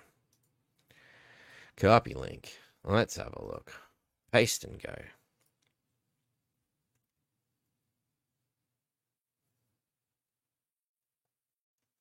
Nice work, Aussie trader. Nice work. Better put some extra dextrose in that, eh? So, yeah, the noticer. Chinese illegal immigrant allegedly sent 4.9 million scam texts from squalid Townsville share house. Awesome. The Chinese illegal immigrant has been refused bail after being charged over an alleged phishing scam where Australians were bombarded with millions of fraudulent text messages.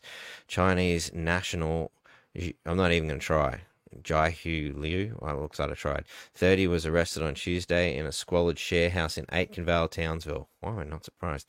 Where police allegedly found a SIM box and 1,265 SIM cards and faced Townsville Magistrates Court on Friday. Why the Magistrates Court?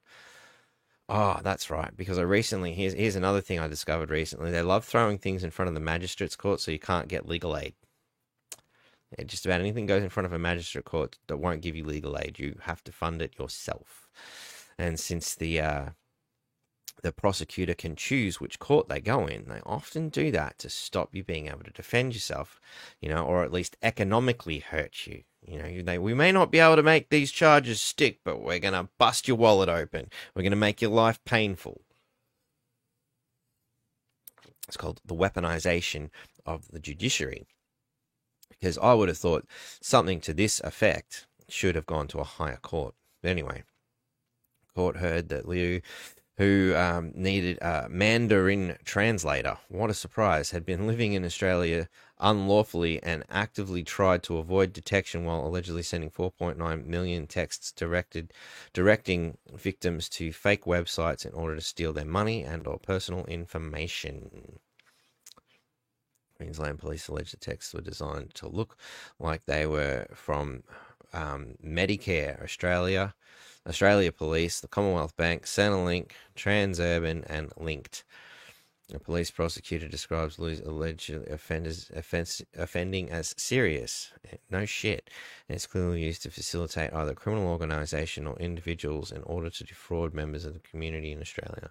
I want to know how the guy got in. That's another big question, you know.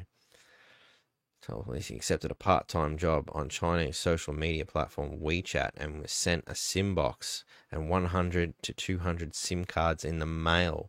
Was told to connect it to a computer, grant someone else remote access for setup, send photos of the cards to a big C for activation, and change the cards nightly. There you go. He denied knowing they were scams and believed the messages were advertising. Bullshit. I do not believe that for a second. The guy's sitting here in this country illegally to make money off Australian citizens. It's that simple. Yep, I think we need to... You know, I don't want to make an example out of people making a podcast with mis and disinformation. Make an example out of this guy as far as I'm concerned. You know, that's dodgy as all hell, hey? So, yeah, other interesting things we discovered recently. You can find... Let's just go copy link. Here's one for some homework for you guys. Have a look at a video that was sent to me regarding Bob Hawke being a spy. Very interesting concept. Very interesting concept. So, you know, and again, you can just do a quick Google search. Bob Hawke, and what was Bob Hawke a spy? Go and have a look. There's something interesting for you to suss out. Women in pelvic mesh class action still waiting for payouts. What?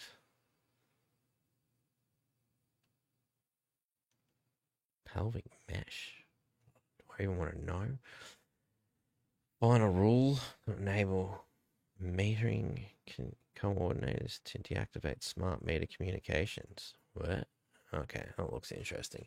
Oh, yeah, so they tried to put a smart meter on our electricity. We just make a phone call to Ergon, said, no, thanks, we don't want it. Like, oh, no worries, would you like us to take you off the list and any further ones? Yeah, cool thing. Just so you know, though, by 2030, they're going to do everything they can to push you into it. We had a really lovely person. So, you know, anybody else in the area who's getting smart meter notifications, just call Ergon and say, no, thanks, I'll be right, please.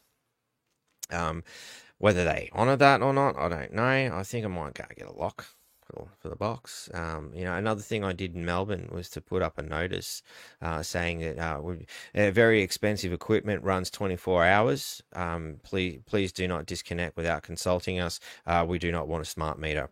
P.S. We do not want a smart meter, so save your breath if that's why you're here. So just had your smart meter rejected. How'd you do that, Daryl? Please tell. I don't know. Did you want, you know, if you want to email me, I'll send you a link to the podcast. You can jump on and tell us your experiences. So, final rule to enable metering coordinators to deactivate smart meter community. AEMC has made a final rule to allow metering coordinators to deactivate the communications on already installed advanced meters if requested by a customer. Well, that's pretty cool. Metering coordinators and retailers will first need to ensure that the customer has sufficient information so that the customer can make an informed decision when they request deactivation of the remote meter communications on their installed meter. Under the AEMC's competition in metering rules, which stated into December 2017, all new and replacement meters for small customers, households and small businesses must be an advanced Type 4 meter unless there is no telecommunications network in the area to support a Type 4 meter, or a metering coordinator accepts a customer's request to not have a Type 4 meter at the time of installing a new meter. So there you go. The legislation says you just have to make that request. We don't want it. Fuck off. So it's that simple. In these communications circumstances, the advanced meter with the communications deactivated, known as a Type 4A meter, can be installed. This means that the meter can no longer be read remotely or provide smart functions like demand response. Previously, if a customer moved into a house or business premises with an advanced meter and wanted the meter's communications deactivated, there was no previous provision under the rules for the metering coordinator to deactivate the meter's communications. The Australian Energy Council proposed a rule change so that this particular type of customer deactivation request can be addressed by the retailer and their appointed metering coordinator. So there you go. Lovely stuff. So AEMC, final rule to enable metering coordinators to deactivate smart meter communications. And that's been since 2019. So it's been around for a while. Yeah, knowledge is power, people. I hope you enjoyed that one. What else have I got here?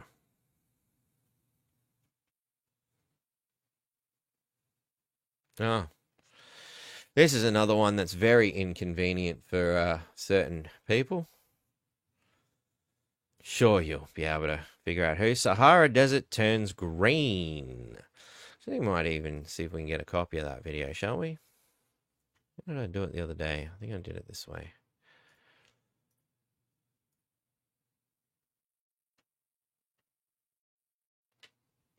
And of course, you look at, I love the way they put this climate change. United Nations, climate change refers to long-term shifts in temperature and weather patterns. We've got to justify our bullshit. Please, please. You've got to believe me. Climate change is real. Yeah, we just watched it change, motherfucker. All right.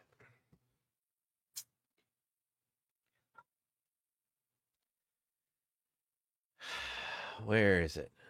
All right, I just got to put these things in the right folder so I can find them later if I need them.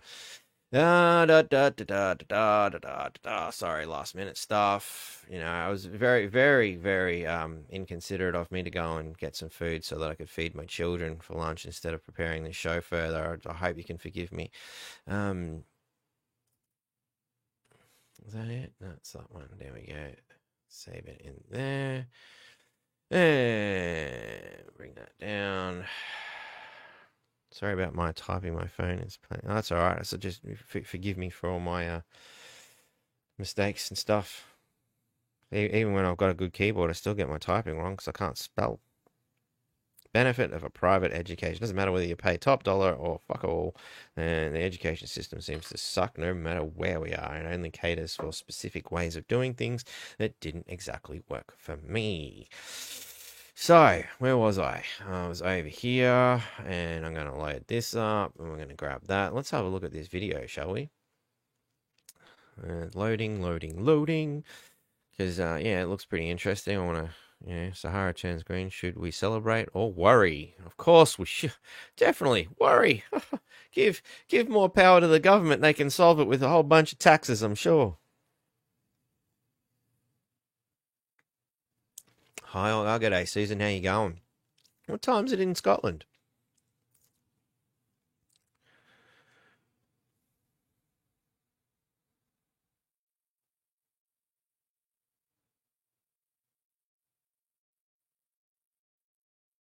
Still processing. Well, maybe we should have a look at something else while we're waiting.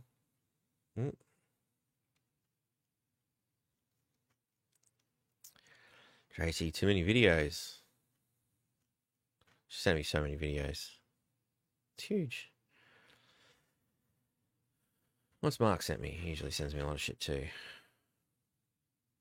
More videos.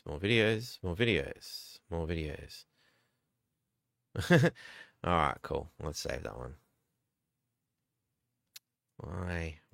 Can't you just go to the same folder I was just in? Why make me jump through all these bloody hoops? Damn machines.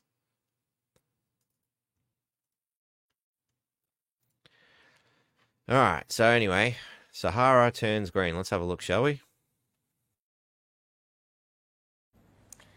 For our last story tonight, let's talk about the land where time seems to stand still. The land with a relentless sun and rippling sand. I'm talking about the Sahara Desert. It spans across North Africa. It's the largest hot desert in the world, one of the driest regions on Earth, but maybe not so much anymore.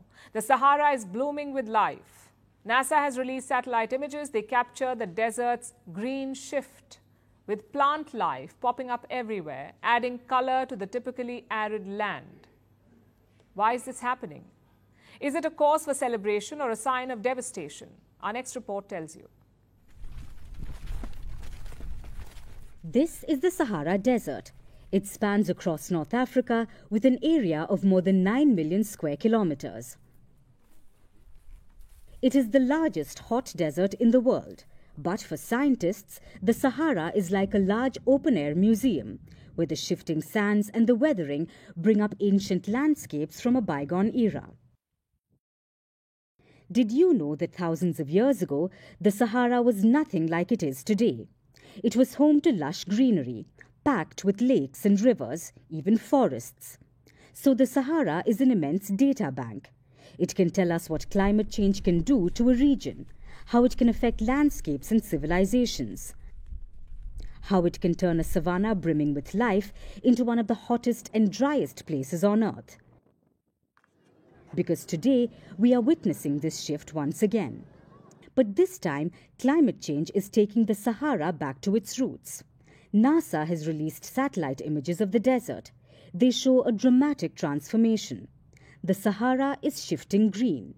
You can see the influx of color from space. Over the past few months, the region has witnessed heavy rainfall, so plants are growing across the desert, especially in Morocco, Algeria, Tunisia, and Libya. These are generally treeless landscapes. They rarely receive any rain, but now green shoots are sprouting up across these regions. Now, considering the region's history, this is not completely unusual. The Sahara looks like a desert, but when a deluge of rain pours in, everything starts greening quickly.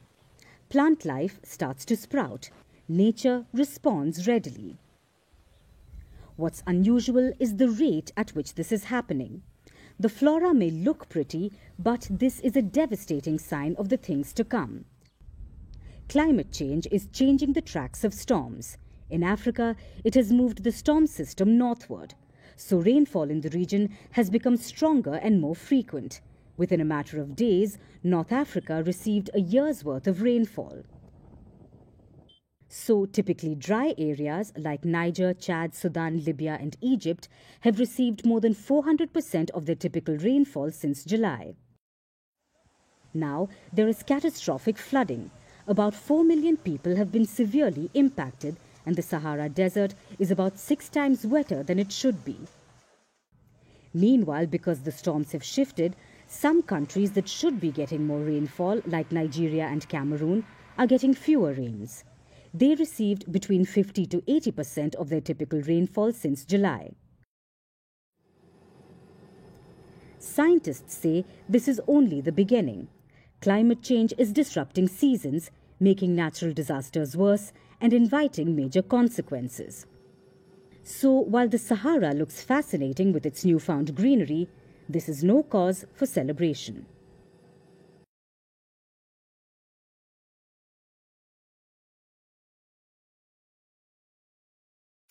Well, yeah, righto, if you believe that kind of crap.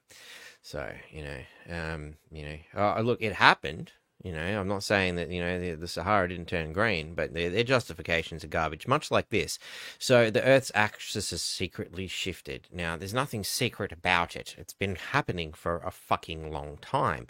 In fact, all the way back into the 90s, I was monitoring things of this nature. Actually, I was getting it from Channeled Writings, of all places. So, but... Of course, we'll never let a good disaster go away. So, of course, we have to say things like the overuse of groundwater in the modern adaptation of the fact that the axis of the Earth has shifted, which is a natural cycle. Now, can we all fucking, wake the fuck up here for a second and realize that the Earth's axis has shifted many times? I remember hearing, learning about that in bloody geography in year 8, I think it was, which is going back a good 30 years. So it's not something new. And to try and say that it's human interaction that's doing it, well, what caused it all the other times then? Because I'm pretty sure humans weren't around at the time, unless you're going to start saying that there were other civilizations around before humans. maybe there is some truth to the Atlantis story. Perhaps when the Bible speaks of a big flood, maybe there's some stock in it. Was it human climate change that caused the large flood for Noah's Ark? I mean, where are we going with this ridiculous fucking story? Let's start talking about some real history, and maybe we can start believing what these morons are saying. But oh whoops, we accidentally made the planet move, says new research. You look this shit up 10, 15 years ago, it would never have said that. They would have just said, we don't know what happened, the fucking axis just moved. Personally, I think the axis just moving, is probably caused by something more to do with the solar system than us. We're talking about pretty big things, and this shit has been predicted to happen for a long fucking time. So they are, starting to get some truth here. Time in the 1990s. Thank you. See, I just told you that. All right. So the Earth's axis shifting is probably one of the big things. It's drifting. It's never been stable. It always moves. And things like that were also, when explained back in the day for geography, is why you've got to continuously adjust the clock. We need a little extra half a bit of a second here and there to fix the atomic clock because it's gone out of whack. Because how do we measure time? By the rotation of the planet. How do we measure, the year? How long it takes to go around the sun? To assume that these things have always been exactly like that and must be set in stone like fucking the Lego movie. Yeah, we're just gonna fucking super glue this shit into place and it'll never bloody move. That's ridiculous. Utterly ridiculous to think that everything will just be a constant and nothing changes. That's bullshit. That is utterly ridiculous. Again, human caused climate change. Have we had some of effect? Probably, but to the extent they're saying, I think you'll find there's more factors to it than just this. Multiple factors. But of course, as more and more people point out things like, the Earth's axis has been shifting for a long fucking time. Do you think that might have something to do with it? Quick, let's grab that and use it too. They can hijack anything. They always do. I wouldn't have any faith in anybody saying that climate change caused the Earth's rotation to move, for instance. NASA funded studies. Yeah, righto. And because they're, need another 7 astronauts is always bloody someone you should listen to. Or never a solid answer, as I like to say, or never a straight answer, as someone else pointed out as well.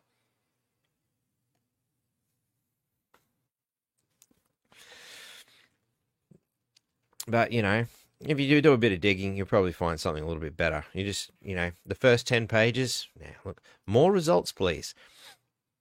Rampant groundwater pumping, yeah, right.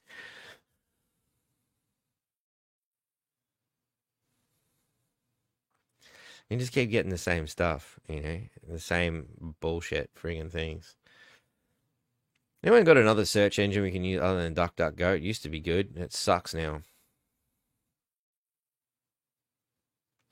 Earth's tilt influences climate change. See, here's something a little bit more interesting. So, that's from 2015. So again, we can see how the story changes, right? Louisiana State University... a climatologist, and I'm not going to try, Christine DeLong, contributed to an international research breakthrough that sheds new light on how the tilt of the Earth affects the world's heaviest rain belt. Starting to see a pattern form now. DeLong analyzed data from the past 282,000 years.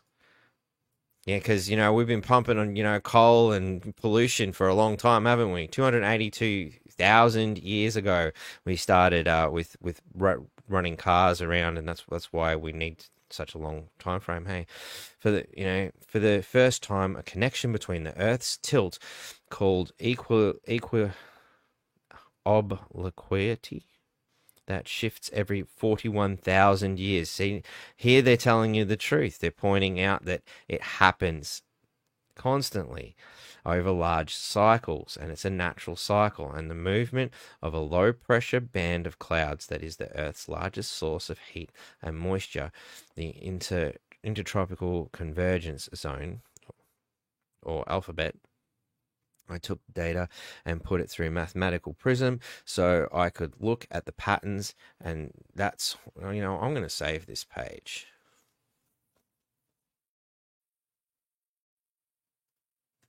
Where is it? Print.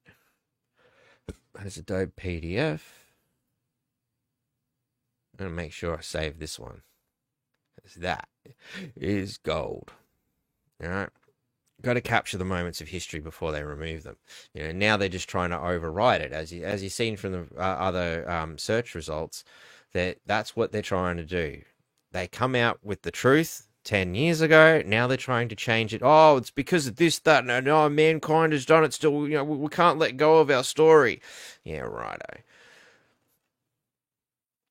So there's a little bit of fun for you. I've gone off topic. So I think we might leave it there because we're hitting the 2-hour mark. I don't want to make this too bloody long. People won't watch it. So there's a little bit of extra bonus content for you guys. Hope everybody has enjoyed this podcast. I haven't got data. No, but they do have things like core samples. So when it comes to how have the magnetic poles shifted, well, you just got to find, you know, the runs of metal. So, you know, when those ores and stuff come out of, say, like a volcano or something to that effect, it'll set in a certain direction, you know, so because of the magnetic pull.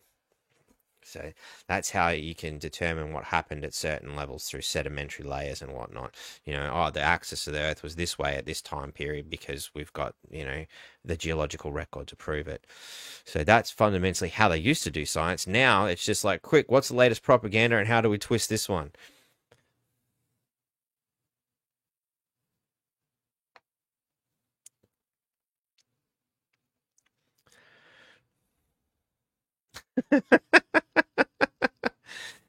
Oh, there you go. I'll watch them pole shifts as a pole vaulter, eh, Jake? Nice one. I like that.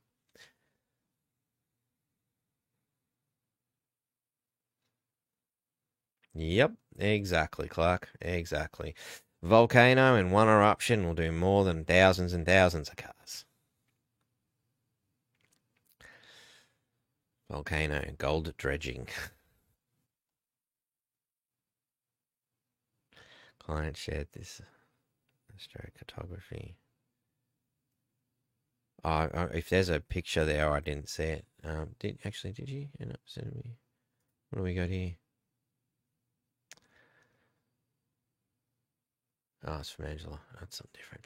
All right, guys, I'm going to leave you there for now. I hope you've enjoyed this podcast. Please do make them submissions and get as many people as you know to make one as well. You know, even if you just grab the details and email people, not everybody's going to watch a 2-hour podcast and shit, you know. And, you know, a lot of, are we having sips today? Yeah, we've had plenty of sips, man. Sips again. You know, you don't need people to tell you when you can have a sip. You know, use your own cognitive abilities there and decide, am I thirsty? Fuck yeah, I'll have a sip. Thank you. So, how's the new lighting, by the way? I bought a new light today. You know, something that I can actually control the dimmer a little bit because I wanted that little Batman thing that Mark gave me. Thanks, Mark, for that, by the way. To shine a little bit more, and you know, the light I did have was huge and it was taking up a lot of space. This one's a little bit smaller, and I've got control. What do you think of the lighting? Does it look a bit nicer? I can actually adjust the color too to give a little bit more of a, you know, a tungsten sort of a look as opposed to sips with coffee. Yeah, whatever works for you, Susan. No worries, Clark. My pleasure. Thank you, Adrian. So yeah, where was I? Lighting is perfect. Cool. Thank you. Awesome. You probably noticed I've stuck with a somewhat horror theme because the nature of our conversation this weekend has been very horror, very scary shit. You know, fuck climate change. These people want to take my voice away. You know, thank you, people of the power. 6:45 in Scotland. 6:45 a.m. Can I drink at this time? I like the way you put that. Very nice. Fair enough. Fair enough. Oh, you know, or was it the old 80s movies? I think it was. The coppers fucking pouring vodka and scotch into their coffees in the morning just to keep them going. You know, I guess it's not that time period anymore. You probably should be more responsible. I like the bat symbol. Oh, thanks, Rachel. That's thanks to our good friend Mark James who brought that round for me as a wonderful contribution to the show. So, yeah, cheers. All right. I'm going to leave it there, guys. Yeah. like I said, send some emails out, just private message people with those links, hey, here's where you make a submission. If you need any help, let me know, sort of thing. All the content you need is on that Telegram, Oh yeah, that was one more thing before we go. There was a picture here that Mark James, the contributor of the Batman logo, gave me. Turns out I've got a bit of competition here. That probably does a better job than a lot of the guys at the mainstream, eh?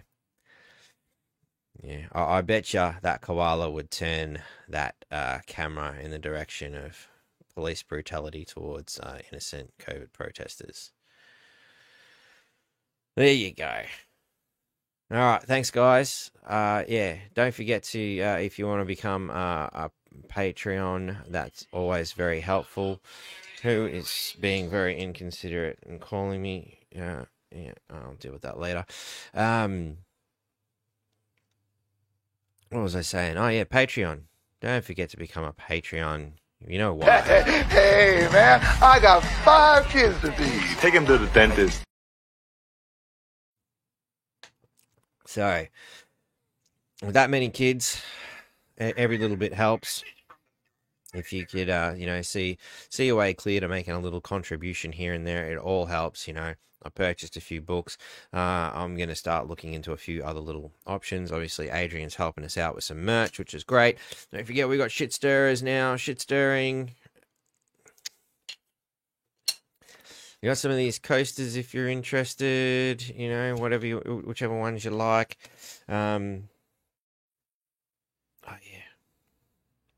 The one that's in use. I like these ones. A nice cheap option. They're only $3, those ones. Some of these other ones, I think that's a $8 and that's a $5. Buy a set. Maybe we can even haggle on large purchases. We got our little pen holders. What else have we? So yeah, we got our fridge magnets. Let everybody who goes for a beer into your fridge know how you feel. We got them in black and blue. I'm sure Adrian can do them in different colours too, no doubt. They're pretty cool. Dog tags. Might even get North Queensland Freedom Network ones done up at some stage, maybe, rather than just me. Because if everybody starts wearing these, and then there's next time there's a protest, and the coppers are shooting at us, there's going to be a lot of people in graveyards and stuff called Batty. So, anyway, probably better than John Doe or Jane Doe or whatever. Yeah. Anyway, that's me done for today. Thank you all very much, and don't forget to make them submissions. I'm going to go through mine one last time, and I'm going to knock it off. So, till next week. Friday. I'm going to go to the Inner Light Meditation Center and hang out with Mo some more. I need to do some head work of my own. Highly recommend that. If you didn't see Saturday's podcast, go back and have a look. We had a really good chat about dealing with trauma and stuff like that too. Until next time, nanu nanu.